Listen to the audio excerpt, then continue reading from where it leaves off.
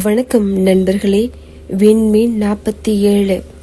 வீட்டை திறந்ததும் மின் விளக்கை கூட போடாமல் வீடும் இருட்டாக இருந்தது. அவனின் மனதை போல நிலை குலைந்த மனநிலையில் இருந்த துருவோ விளக்கை போடக்கூட எண்ணம் இல்லாமல் அப்படியே அமர்ந்து விட்டான். வெளியே இடியும் மின்னலுமாக நல்ல கோடை மழை வெளுத்து வாங்கியது. கிட்டத்தட்ட 1.5 மணி நேரம் கழித்து மெதுவாக அவன் வீட்டு கதவை திறந்து உள்ளே வந்தாள் அறிவழகி.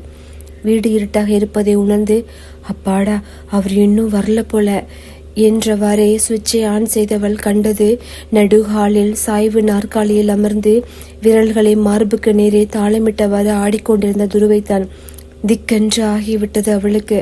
இருப்பினும் சமாளித்தவாறு, எப்போ வந்தீங்க, சாப்பிட்டீங்களா, இதான் உங்க விருதா, பாட்டி நல்லா போச்சா என்று இவள் கேள்விகளை அடக்கிக் கொண்டே செல்ல அவனிடம் பதில் இல்லை.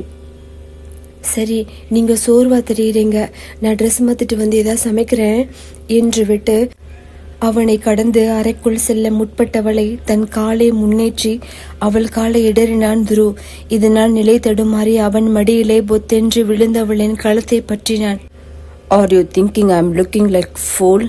இந்த இளவுக்கு தன்னுடைய அன்னைக்கே சைன் பண்ணிட்டு கிளம்புன்னு சொன்னேன் என்றான் பல்லை கடித்து கொண்டு. என்னவோ என் நல்லதுக்கு போல பெரிய பத்தினி மாதிரி பேசின. எதுக்கு இப்படி உன் மச்சான் கூட சேர்ந்து கூத்தடிக்கவா? என்னோட பொறுமைக்கும் ஒரு எல்லை இருக்கு.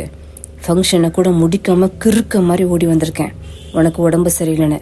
ஆனா யூ ஆர் அ சீட்டர். இது யார் வாங்கி தந்தது? டெல்மி, இது யார் வாங்கி தந்தது என்றான். அவள் சிவப்பு வண்ண பட்டுச்சிலையின் முந்தானையை கையில் சுற்றியவாறு. இந்நிலையிலும் மற்றொரு கையால் அவள் கழுத்தை பற்றியவன் பிடியை தளர்த்தவில்லை. எதுவும் கேட்கவும் பேசவும் உணரும் நிலையில் அவள் இல்லை. ஏனெனில் அவனின் இந்த மாற்றத்தை அவள் எதிர்பார்க்கவே இல்லை. அது மட்டுமல்லாமல் அவள் நினைவு தெரிந்த நாளிலிருந்து இது போன்று வன்மமாக இவளிடம் யாரும் நடந்ததும் இல்லை. ஏதேதோ பேச முயன்றவளின் வார்த்தைகள் தொண்டை குழிக்குள்ளே சிக்குண்டு நின்றது. கண்ணில் இருந்த கண்ணீர் மட்டும் தாரை தாரையாக கொட்டியது. மிகவும் சிரமப்பட்டு சாரி என்றால் தழுதழுத்த குரலில். சாரி என்று இதழ்களை ஏளனமாக வளைத்தவன், கடற்கடையா எரி ஃபர்ஸ்ட் டைம் தனியா போய் ஒரு பொண்ணுக்கு ஜுவல்ஸ் அண்ட் ட்ரெஸ் எடுத்திருக்கேன்னா அது உனக்கு தாண்டி. பிடிக்கலன்னா போயிடலாம்ல. உடம்பு சரியில்லை, டயரியா, அது இதுன்னு ஏன் இந்த நாடகம்? அம்மா அப்பா 6க்கு முன்னால எவ்வளோ அசிங்கம் வந்த தெரியுமா? உனக்கு உடம்பு சரியில்லைன்னா ஹாஸ்பிட்டல் போகணும்னு நான் சொல்லிக்கிட்டு இருக்கேன். நீ என்னடா புது பொண்ணு போல மேக்கப் பண்ணிட்டு எட்மூரில் உன் மச்சம் கூட சேர்ந்து சுத்திக்கிட்டு இருக்க என்றவன். ஹே வெயிட், யூஸ்வலா அவன் கூட வெளியே போகும்போது எப்படி நீ போனதில்லையே, அப்படி என்ன ஸ்பெஷல் இன்னைக்கு என்றான் கண்ணில் அனல் பறக்க. மச்சான் பிரச்சனையில இருக்கான், அவனை காப்பாத்த எனக்கு வேற வழி தெரியல, அதான் என்றால் திக்கி திணறி. மச்சானுக்கு பிரச்சனையா? ஹஹா என்று ஏளனமாக சிரித்தவன். ஓ, அதான் அவனை காப்பாத்த இப்படி ஃபுல் மேக்கப் போட போனீங்களோ மேடம் என்றவன். என்னை பார்த்தா இன்னும் இடிச்சவன் போல தெரியுதா உனக்கு என்றான் அழுத்தமாக. இல்ல, பிரச்சனை தான், அதான் ரெஜிஸ்டர் ஆபீஸ் போனோம், கல்யாணம் பண்ண என்றவள் விழிகளை உருட்டி அதுவரை அவன் கைகளை அவள் கழுத்திலிருந்து விடுவிக்க போராடியவள் சட்டென அவள் வாயை மூடினாள். புருவங்களை சுருக்கி அவளை புற்று நோக்கியவன். ரெஜிஸ்டர் ஆபீஸா? கல்யாணமா? யாருக்கு என்றவன் சட்டென களத்திலிருந்து கையை எடுத்து அவள் தோளை பற்றி உலுக்கி கொண்டே, சொல்லு அழகி, எனக்கு தலையே விடிச்சிரும் போல இருக்கு. யாருக்கு கல்யாணம்? அப்போ அன்னைக்கு அந்த நல்லி சில்க்ஸ் ஜிஆர்டி எல்லாம் போனீங்களே, சாரி தாலி வாங்கவா? அப்புறம் அந்த கோவில் கூட? ஓ காட், அப்போ எல்லாம் ப்ரீ பிளான்டா? யூ இடியட் சே சம்திங் என்றான் ஆற்றாமையில். அவளோ வாயை புற்றியவாறு 4 பக்கமும் தலையை ஆட்டியவள். மச்சாங்கிட்ட அப்பா மேல ப்ராமிஸ் பண்ணியிருக்கேன், யார்கிட்டையும் எதுவும் சொல்ல மாட்டேன்னு, நீங்க வேணா அவங்கிட்ட கால் பண்ணி கேளுங்களேன் என்றாள் அழுகியை அடக்கி கொண்டு. கண்களை அழுந்த மூடித்திருந்தவன் அதுதான் சரி என்று தோன்ற அவளிடமிருந்து சந்தீப் நம்பரை பெற்று தொடர்பு கொள்ள அதுவோ நாட் ரீச்சபிள் என்று வந்தது. ஆத்திர மிகுதியில் மீண்டும் மீண்டும் தொடர்பு கொள்ள நாட் ரீச்சபிள் என்று வர அருகில் இருந்த பூஜாடி எடுத்து ஓங்கிவன். என்ன இது, நியூ டிராமாவா என்றான். இல்ல, ப்ராமிஸ், இதான் மச்சான் நம்பர், இதோ பாருங்க என்று தன் மொபைலின் மெசேஜை காட்ட அதில், லேடி குயின் ரெடியா, என்பதிலிருந்து கடைசியாக you looking gorgeous in the sorry அறிவு என்று வரிசையாக அவன் மெசேஜ் இருக்க, அப்போ காலையில் 11 போயிட்டு நைட்டு 9 தான் வந்திருக்கா. ஆனால் நான் நாள் முழுதும் உடம்பு சரியில்லை, தனியாக என்ன செய்வான்னு வேஸ்ட்டாக புலம்பிட்டு இருந்திருக்கேன் என்று அவன் உடன் பணிபுரியும் அனைவரும் அவர்கள் துணையுடன் வந்து மகிழ்ந்திருக்க, தான் மட்டும் தன் இணையால் ஏமாற்றப்பட்டிருக்கிறோம் என்றுணர்ந்தவன் ஆத்திரத்தில் அவள் மொபைலை தூக்கி சுவற்றில் எறிந்தான். அதுவோ சுவற்றில் பட்டு செல்ல செல்லாக உடைந்து நொறுங்கியது. இரு கைகளாலும் காதை போற்றி ஆவின அவள் கத்த, ஷ் என்றான் இதழ்களின் மீது சுட்டு விரலை வைத்து. சத்தம் வெளியே வரவே கூடாது, வந்தது என்று அவளை ஏற இறங்க பார்த்தவன் மார்பில் கைகளை கட்டிக்கொண்டு இதழ்களை ஏளனமாக வளைத்து, கார்ஜியஸ் அம்மே, லெட் மீ செக், அந்த கார்ஜியஸ் என்னன்னு என்று அவள் சேலை தலைப்பை பற்றி இழுக்க அறிந்து விட்டாள் அறிவழகி. இது இவன் அல்லவே. அவருடன் அவன் அறையும் படுக்கையும் பகிர்ந்த பொழுது கூட தன்னிடம் கண்ணியம் காத்த துருவா இவன் என்று விழி விரித்து யோசிக்கும் பொழுதே அவன் புடவையில் பாதியே உருவியிருந்தான். இதனால் ஆத்திரமடைந்தவள் யோசிக்காமல் அடுத்த நொடி பலார் என்று அவன் கன்னத்தில் அறைந்திருந்தாள். விளைவு அவன் ஆத்திரத்திற்கு இன்னும் எண்ணெயை வார்க்க கழுத்தை பற்றியவாறு சுவற்றில் சாய்த்திருந்தான் துரு. அப்போ ஓ மச்சான் கூட சேர்ந்து ஊர் மேய்ச்சிட்டு வருவ, அதுக்கு நான் உன் ஆரத்தி காட்டி வரவேற்கணுமா என்றான். இன்னும் அநாகரிகமான வார்த்தைகளால் அவளை காயப்படுத்த நொந்து விட்டாள் அறிவழகி. இருப்பினும் சக்தியானத்தையும் திரட்டி வெடுக்கென அவன் கையை அவள் கழுத்திலிருந்து விடுவித்தவள், அப்படி நீங்க நினைச்சீங்கன்னா அதுக்கு நான் பொறுப்பாக முடியாது என்று சட்டென அருகில் இருந்த டிராவை திறந்து அவர்களுக்கான விவாகரத்து காகிதத்தில் கையெழுத்திட்டு நீட்டியிருந்தாள் அறிவழகி. காகிதத்தையும் அவளையும் மாற்றி மாற்றி பார்த்தான் துரு. நான் சொன்ன உங்க பர்த்டே கிஃப்ட் இதுதான், நாளைக்கு காலையில நான் இங்கிருந்து கிளம்பிடுவேன் என்று விட்டு அறைக்குள் சென்று முடங்கிவிட்டாள். மூடிய அவள் கதவியை பார்த்து நின்ற துரு திரும்ப உடைந்த அவள் மொபைலும் பூஜாடியும் சாய்வு நாற்காலியும் சிதறி கிடக்க கண்களை இறுக மூடி திறந்தவன் அறைக்குள் சென்று அவனின் பழைய மொபைலில் ஒன்றை அந்த சிம்மை போட அடுத்த நொடி சந்தீப் மற்றும் கயல்விழியிடமிருந்து அடுத்தடுத்து மெசேஜ் வந்து குவிந்த வண்ணம் இருந்தது. கயல்விழியோ, அறிவு, நீ எந்த முடிவுனாலும் யோசிச்சு எடு. சந்தீப் என்ன வேணுனாலும் சொல்லலாம், அவன் ஆம்பளை, நம்ம பொண்ணு, குடும்பத்தை கொஞ்சம் யோசி என்றிருக்க சந்தீப்போ, don't forget to execute plan B என்றிருந்தது. பிளான் பியா என்று துருவ புருவம் சுருக்கி யோசிக்கையிலேயே பலத்த காற்று இடி மின்னுடன் மழை பெய்ய மின்சாரம் தடைப்பட்டிருந்தது. அறிவழகி அறையில் அவசர விளக்கு டார்ச் எதுவும் இல்லை. அட்லீஸ்ட் மொபைல் இருந்தாவது அதில் டார்ச் ஆன் செய்திருப்பாள். ஆனால் அதுவும் இல்லாமல் இருக்க 20 நிமிடம் கழித்து துருவின் கதவை திறந்து யாரோ உள்ளே வருவது போல் இருக்க அறிவழகிதான் ரத்தம் சிவந்து அழுத விழிகளுடன் பாதி மயக்க நிலையில் அவன் அறைக்கு ஓடி வந்தாள். துருவை கண்டவுடன் ஓடி சென்று அவனை இறுக அணைத்து கொண்டாள். எனக்கு பயமா இருக்கு, பிளீஸ், ஒரே இருட்டா இருக்கு என்கையிலே பளிச்சு பளிச்சு என மின்னல் வெட்டியதை கண்டவள், அந்த கதவை மூடுங்க ப்ளீஸ், இடி விழுந்துரும், மூடுங்க என்று இவள் பேசிக்கொண்டே செல்ல துருவிடம் எந்த எதிர்வினையும் இல்லை. மாறாக பலமாக கையை தட்டியவன், good Arivazhagi, very good, you are a very good actress, Oscar award winning performance, எப்படி உண்மையா அழுது பயப்படுற மாதிரி நடிக்கிற, ஓ அந்த பிளான் பி இதானா என்றான் அவளை அவனிடமிருந்து விலக்கி தோள்களை பற்றியவாறு. எனக்கு புரியல என்றால் உடம்பில் அத்தனை சக்திகளும் இழந்த நிலையில். அப்புறம் அவன் பேசியது எல்லாம் காற்றில் பரப்புவது போல் இருந்தது அவளுக்கு. அநாகரிகமான வார்த்தைகளை பேசுகிறான் என்றும் மட்டும் உணர்ந்தாள். எதுவும் அவள் மூளைக்குள் ஏறவே இல்லை. படுபடுத்த அவள் விழிகள் ஓய்வுக்கு கெஞ்ச அப்படியே அவன் படுக்கையில் சரிந்து விட்டாள். காலையில் கண் விழித்த போது அவன் அங்கே இல்லை. 1, 2, 3 நாட்கள் ஆகிவிட்டது. துரு வீட்டுக்கு வந்து தன்னிடம் மொபைலும் இல்லாததால் எதிர்விட்டு வயதான தம்பதியிடம் வாங்கி அவனுக்கு தொடர்பு கொள்ள, ஹலோ என்றான் துரு. நான் தான் அறிவழகி என்றவுடன் காலை துண்டித்திருந்தான் துரு. ஆனால் உண்மையில் அவன் துண்டிக்கவில்லை. பேட்டரி லோ காரணமாக தானாக மொபைல் அணைக்கப்பட்டிருந்தது. ஓ ஷிட் என்றவன் சார்ஜ் போட அவன் விடுதியின் அறைக்குள் சென்றான். தேவராஜை தொடர்பு கொள்ள எடுத்தது மகதிதான். நான் அறிவழகி என்றதும் சிறிது அமைதிக்கு பின் என்றார். நான் ஊருக்கு போறேன், இனி இங்க வரமாட்டேன், சாவியை கொடுக்கணும், மாமா கிட்ட சொல்லணும் என்றால் தயங்கியவாறு. அவர் இம்பார்ட்டன்ட் ஒர்க்ல இருக்காரு, நான் வர்றேன் என்றவர் அடுத்த 1.5 மணி நேரத்தில் அவள் முன் அமர்ந்திருந்தார். கிட்டத்தட்ட 4 நாட்களாக அறிவிலகி அவளாகவே இல்லை.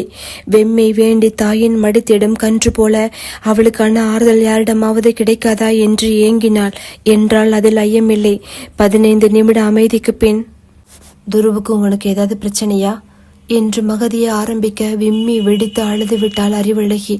நிர்கதியாக நின்று அவள் செய்வதறியாமல் விழிப்பிதுங்க ஆறுதலான மகதியின் பார்வை அவளுக்கு ரஞ்சிதத்தை ஞாபகப்படுத்த நடந்த அத்தனை உண்மையும் கூறினாள். மகதிக்குமே ஒரு பெண்ணாக அவளின் நிலை நன்றாக புரிந்தது. முதன்முறை அவள் மீது இரக்கமும் பிறந்தது. தன் மகள் வயதை ஒத்தவள், ஆனால் அவசர திருமணம், அவசர பந்தம், அவசர முறிவு என்று சிறு கால இடைவெளியில் அத்தனையும் அனுபவித்த அவளிடம் பரிவு தோன்ற அவள் கையை பற்றி தன் கைக்குள் வைத்த மகதியோ, இங்க பாருமா, கல்யாண வாழ்க்கைன்றது புரிஞ்சு புடிச்சு வாழணும், சம்மதம் இல்லாம சகிச்சு வாழக்கூடாது. உங்க கல்யாணம் நடக்கும் போதே தெரியும் இப்படி ஒரு நாள் வரும்னு. வேற பொண்ணா இருந்தா இதை சொல்லியிருப்பேனான்னு தெரியாது, ஆனா உன் விஷயத்துல பார்த்தேன். நீ இப்போ ஊருக்கு போனா கூட உன்னை கல்யாணம் செய்ய நிறைய பேர் இருக்காங்க. நல்ல பையனை பார்த்து கல்யாணம் பண்ணி நிம்மதியாயிரு. துருவ் வேற, நீ வேற. உங்க 2 பேருக்கும் எப்பவுமே ஒத்து வராது. கொஞ்ச நாள் கஷ்டமா இருக்கும், அப்புறம் சரியாயிரும். எனக்கு துருவை பத்தி நல்லா தெரியும். தன்னால ஒரு பொண்ணோட வாழ்க்கை பாழா போகக்கூடாதுன்னு மறுபடியும் உன்னை தேடி வரலாம். Please promise me. அவன் வந்தாலும் உன் நிலையில நீ சரியா இருந்தா உங்க 2 பேரோட எதிர்காலமும் நல்லா இருக்கும். என் பையனுக்காக நான் இதை உங்ககிட்ட பிச்சையா கேட்கறதா கூட நீ நினைச்சுக்கோ என்றார். அவள் கையை தூக்கி பிடித்து கெஞ்சியவாறு. மற்றொரு கையால் ஆறுதலாக பற்றிய அறிவழகியோ, என்னங்கத்த இப்படி சொல்றீங்க, சரி வராது போமானா நான் போயிட போறேன், அதுக்கேன் பெரிய பெரிய வார்த்தையெல்லாம் பேசுறீங்க, ஆனா நான் இப்படி போக என்று யோசிக்க, கயல் மாமா கதிர்கிட்ட சொல்றேன் என்று கதிரை அழைத்து அறிவழகியை ஊருக்கு அழைத்து செல்லுமாறு கூறி அனுப்பிவிட்டு அங்கிருந்த மேஜையில் அவர்கள் விவாகரத்து பத்திரத்தை தன்னுடன் பத்திரமாக வைத்துக் கொண்டார் மகதி. திடீரென 2-3 பெட்டியுடன் வந்திறங்கிய மகளை கண்ட ரெங்கன் மற்றும் ரஞ்சிதத்திற்கு எதுவும் புரியவில்லை. இருப்பினும் திருமண வாழ்க்கையில் இது சாதாரணமே, அதனால் அவளை கூறுமறை காத்திருக்கலாம் என்றிருந்தனர். ஜாடமாடியாகவும் அரசல் புரசலாகவும் கேட்டுவிட்டார் ரஞ்சிதம். ஆனால் வாயை திறக்கவில்லை அறிவழகி. அவள் வீடுதான், அவள் அறைதான். இருப்பினும் அந்நியமாக தெரிந்தது அவளுக்கு. என்னதான் வெளியில் சர்க்கரை கிழவியிடம் கரட்டான் சுண்டான் கட்டையனிடம் பேசி சிரித்தாலும் ஆள் மனதில் ஏதோ அறுப்பது போலவே உணர்ந்தாள். எங்கு 15 நிமிடத்திற்கு மேல் ரங்கனிடம் பேசினால் உண்மை வெளிப்பட்டு விடுமோ என்று அவர் முன் வருவதையே குறைத்திருந்தாள். விண்மீன் 48.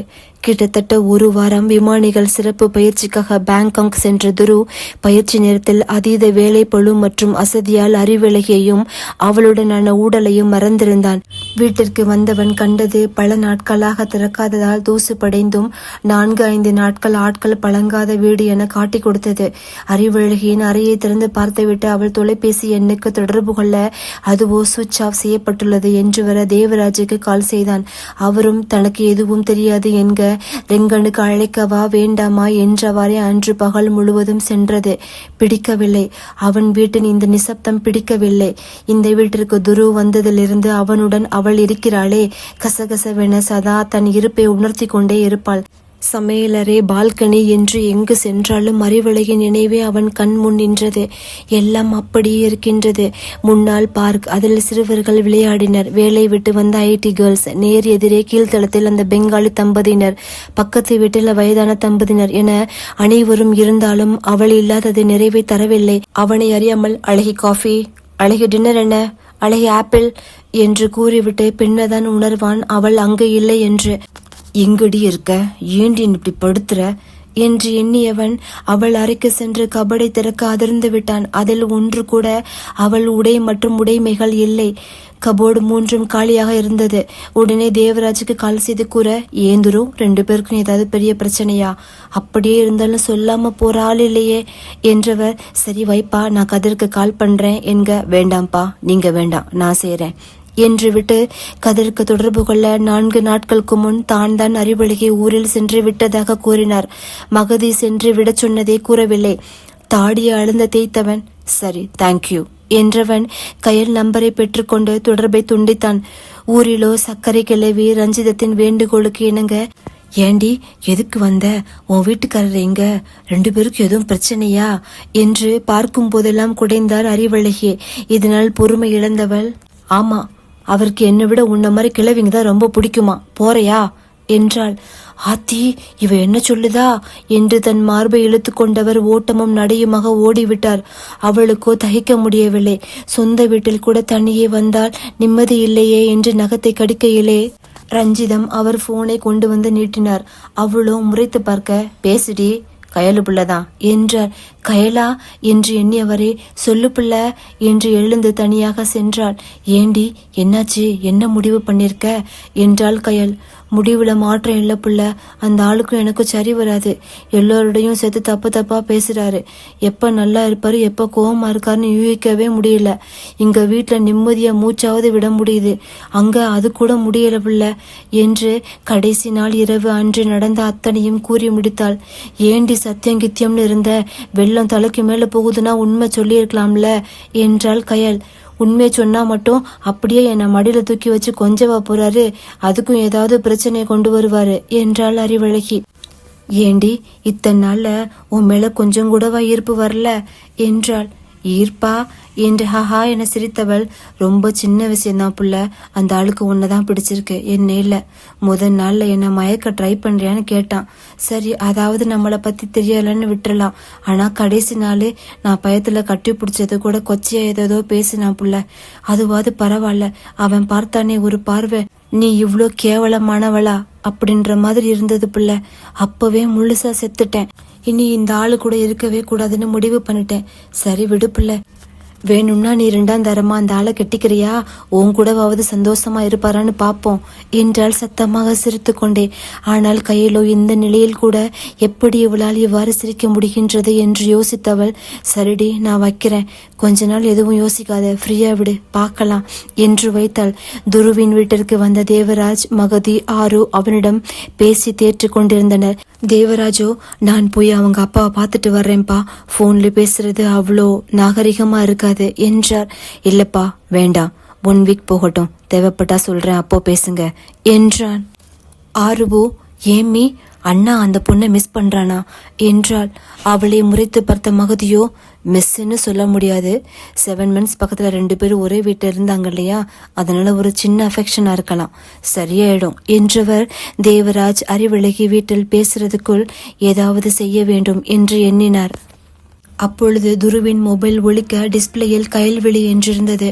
எடுத்தவன் வேகமாக பால்கனி நோக்கி செல்ல, கயல்விழி நீங்களா, நானே உங்களுக்கு கால் பண்ண நினைச்சேன் என்று முடிக்கும் முன்னரே, நீங்க என்ன நினைச்சிட்டு இருக்கீங்க, பாவம் சின்ன பொண்ணு, அவளை போய் அவ்வளோ டார்ச்சர் பண்ணிருக்கீங்க. அறிவலைக்கு இருட்டு, இடி, மின்னல்லாம் பயம், உங்களுக்கு தெரியுமா? 8 வயசுல அவளும் பக்கத்து வீட்டு பிள்ளையும் இழந்த பழம் பறிக்க போய் வழி மாறி போயிட்டாங்க. இருட்டிருச்சு, மழை வேற, ஊரே விடிய விடிய தேடிட்டு தெரிஞ்சோம். அவ கூட போன பொண்ணு மேல இடி விழுந்து கறிக்கட்டையாயிட்டா. அவ கூட ராத்திரி முழுக்க அழுதுட்டே இருந்தவ மயங்கிட்டா. காலையில எப்படியோ கண்டுபிடிச்சு என்னவோ நடந்துருச்சு. அப்போ இருந்து இருட்டு, இடி, மின்னல்லாம் அவளுக்கு அந்த ஞாபகம் வந்து அவளையே மறந்துருவா என்று கயல் கூற உறைந்து நின்றான் துரு. யோசித்தான். அதான் வெளி சிவந்து கண்ணீரோடு ஓடி வந்து அவள் தன்னை அணைத்ததும் அதற்கு தப்பு தப்பாக என்னவெல்லாம் பேசினோம் என்று கண்களை இறுக மூடித்திருந்தான். சாரி கயல்விழி, எனக்கு இது தெரியாது என்றவன், பிளீஸ் அழைகிட்ட பேசணும், அவகிட்ட எந்த போன் நம்பர் இருக்கு? எங்க? இல்ல, இனி அவ உங்ககிட்ட பேச மாட்டா, மொத்தமா வெறுத்து போயிருக்கா. இந்த அறிவழகி எனக்கே ரொம்ப புதுசு.